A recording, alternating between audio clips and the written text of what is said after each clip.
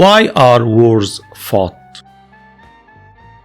Usually wars are fought to defend a homeland against some perceived danger, whether current or would constitute a future threat.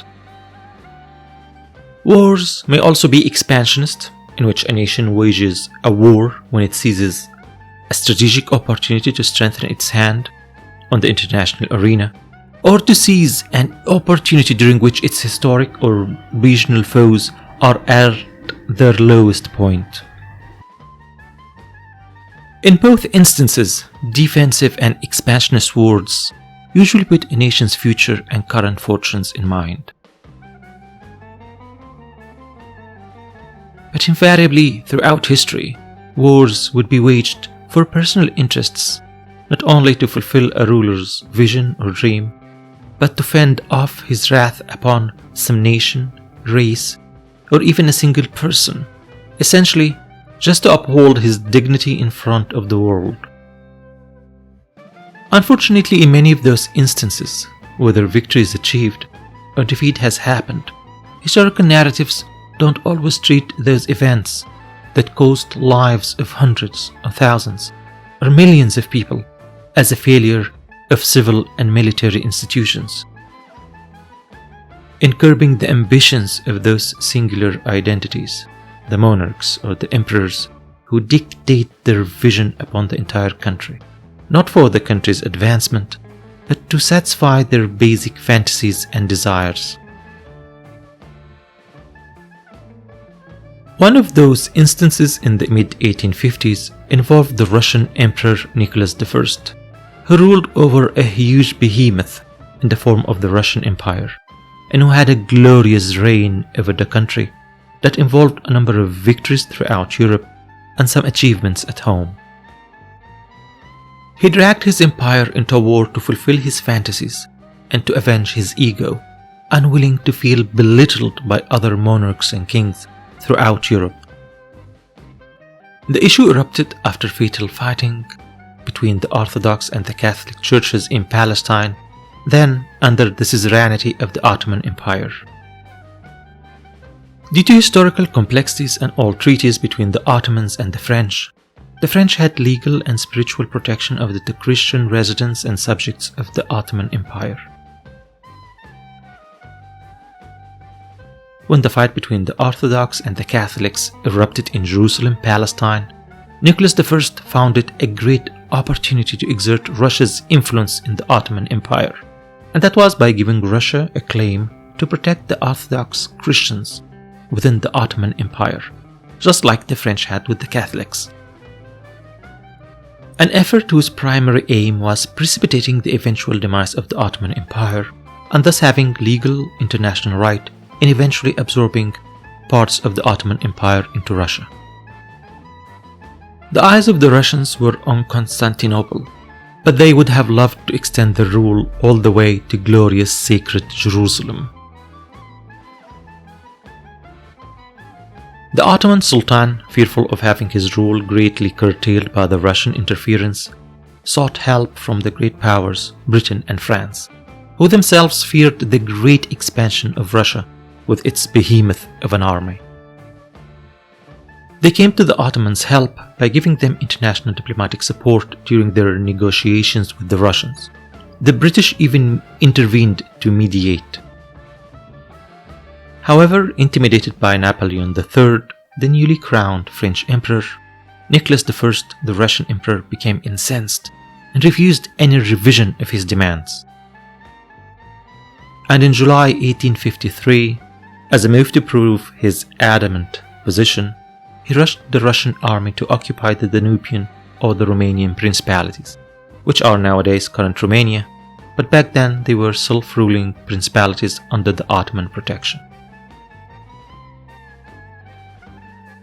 Backed by the British and the French, the Ottomans declared war on Russia and started a defensive military campaign that proved effective and valiant in the Romanian principalities. But when the Russians deployed their superior navy, they wreaked severe defeats upon the Ottomans, particularly in Varna, which is in nowadays Bulgaria. Fearful of the collapse of the Ottoman Empire, the British and the French rushed with their navies into the Black Sea.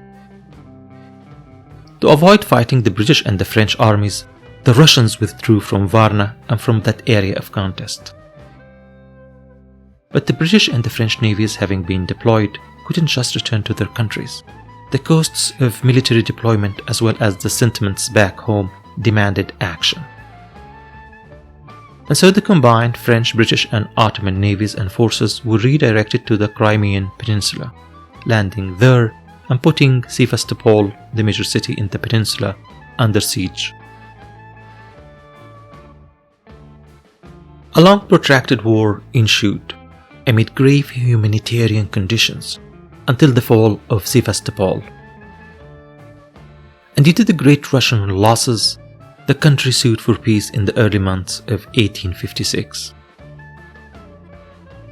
The Russian Empire was humiliated and severe conditions were forced on the country. The worst of them was barring Russia from having any warships in the Black Sea.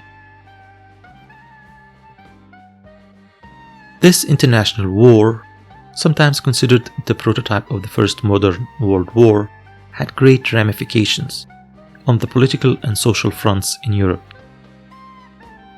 For instance, this was the first modern war to employ new inventions like the railway system, the telegraph, and photography. Also, the navies made use of newly invented, hugely devastating shells.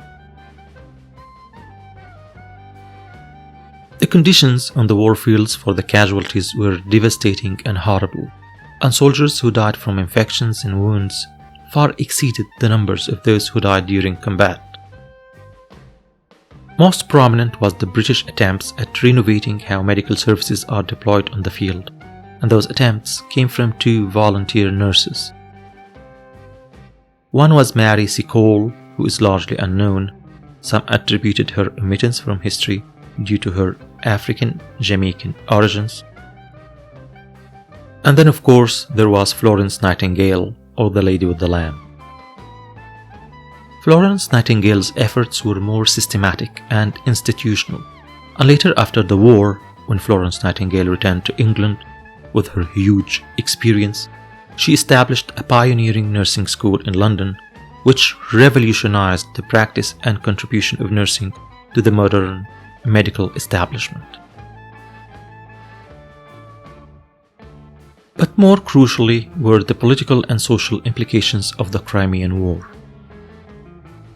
For instance, Russia after the war awoke to the fact that during the past 20 to 30 years, essentially the rule of Nicholas, Russia had become so backward and trailing after the European countries, who had ushered into the era of industrialization. No longer was Britain the only country with an industrial base. France, as well as Austria and the German and Italian states, were modernizing quickly. Also, the poor fighting conditions of the Russian soldiers, who were originally serfs, made the Russian elites seriously consider the human rights of the lower ranks of the society. And after the death of Nicholas I, his son Alexander II ushered in huge social reform, including the liberation of the land serfs, elevating them to the position of subjects of the Tsar on equal footing with that of the residents of the cities. Also, renovation of the army was accelerated along with the establishment of modern institutions based on the more successful Western model. Internationally, the participation of the Kingdom of Sardinia in the later phase of the war in 1855 gave the kingdom a strong footing on the world stage, as well as a favorable position with France and Britain, eventually enabling them to establish the Kingdom of Italy in 1860. More importantly was the aftermath in Central Europe.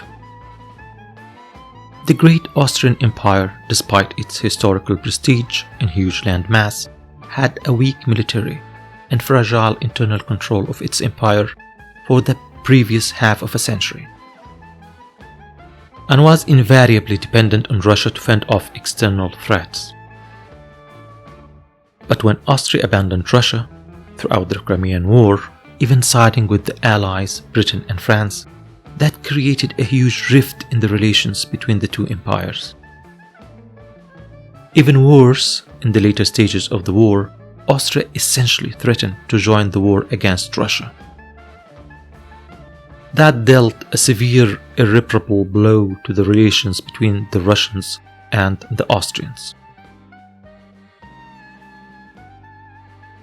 A disenchantment that would last for over 70 years, all the way to the First World War, when they will indeed fight as adversaries.